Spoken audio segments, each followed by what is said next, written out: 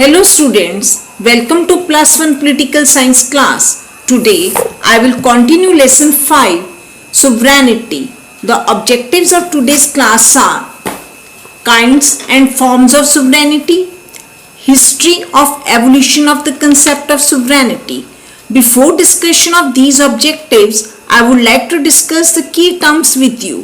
The first key term is de jure, means holding position by legal right. De facto, holding position in fact but not necessarily by legal right. Sovereign, a supreme ruler. Ambiguous, open to more than one interpretation. Supremacy, position of being superior to all others in authority. Revolutionaries, people causing complete change. Jurisprudence, theory of law. Students, last time I introduced the topic sovereignty and explained the meaning of sovereignty. That sovereign means supreme power. It has two dimensions, that is internal sovereignty and external sovereignty. Hope you remember all this. Today I will talk about kinds of sovereignty. No doubt sovereignty belongs to the state and it resides in the state in several forms like nominal sovereignty, real sovereignty, legal sovereignty, political sovereignty and popular sovereignty. Don't worry, I will explain them also stepwise. First of all, I will discuss the nominal sovereignty. The best example of nominal sovereignty is the President of India. If you have done class 10th ICSE, then you must know it in detail. Otherwise also you must have done in your junior classes. You know that President in India is the nominal head, means he is head by name only, and the real powers are enjoyed by the Prime Minister and his Council of Ministers.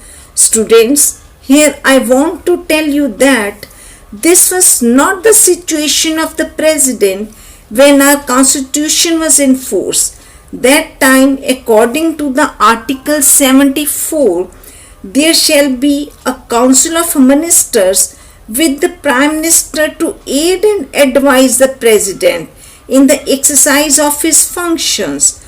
But 42nd Amendment in 1976 added the words that President shall act on the aid and advice, and the rest of the lines are same.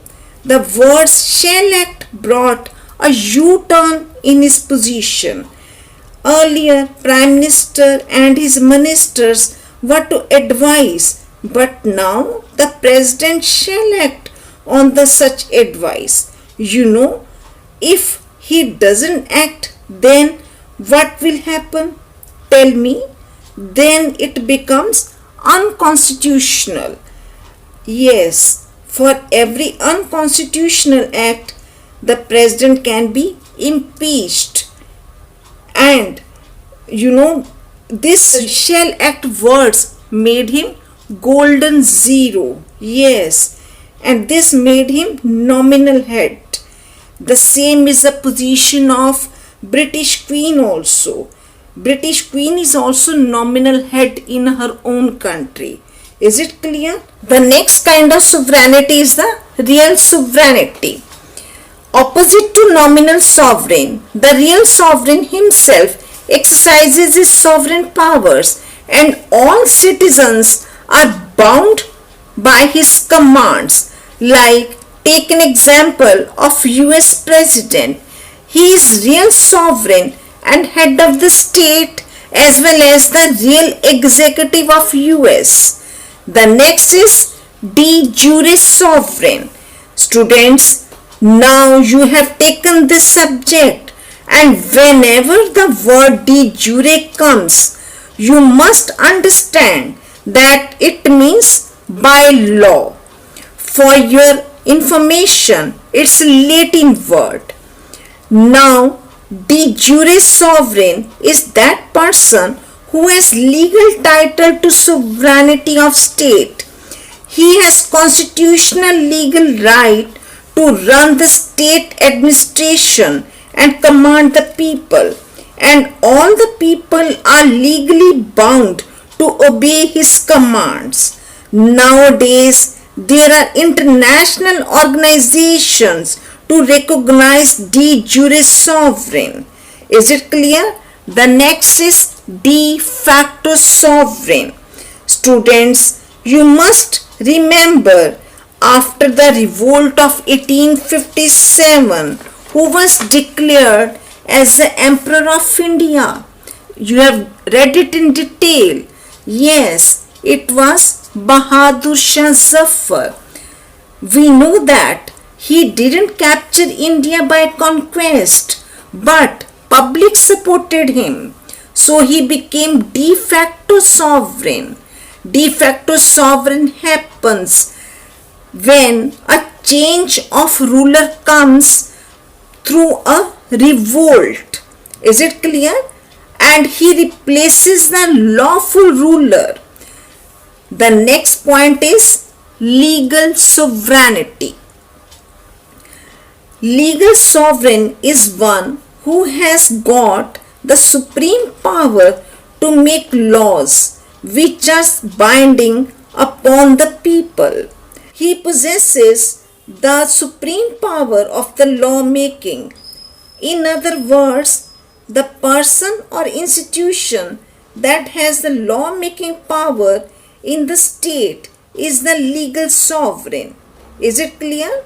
And the next is political sovereignty. The political sovereign determines the exercise of legal sovereign, like the parliament is a legal sovereign and majority party acts as a political sovereign. According to Dicey, he is an English jurist. He says behind the legal sovereignty there is always a political sovereignty. Is it clear? And the next is the popular sovereignty. According to popular sovereignty, it means the sovereignty of the people. In modern state, people are regarded as the ultimate source of all authority and power, and the representatives exercise power on behalf of the people.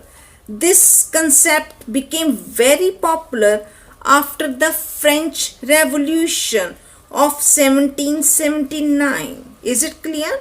Now students, I have discussed the kinds of sovereignty in detail. Now I will tell you about the history of evolution of sovereignty. In the ancient times, the concept of sovereignty was known to Greeks, and yet it materialized as full-fledged concept in the 17th century.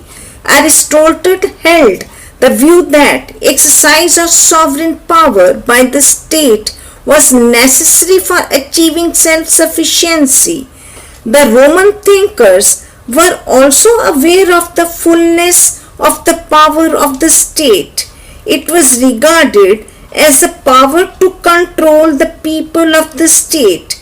In the late 15th and the early 16th century, the Tudor kings of England established absolute monarchy, and similar developments took place in France and Spain also, and it strengthened sovereignty.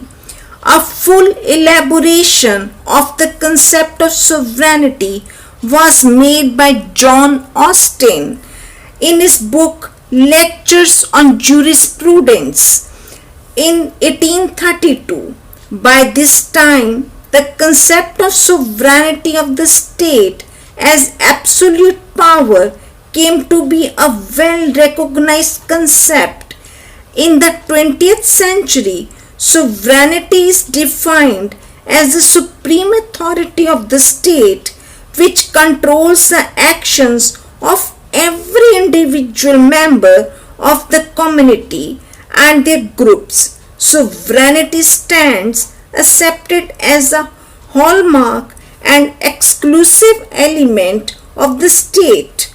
Popular sovereignty is the basis of the authority of the rulers of the state.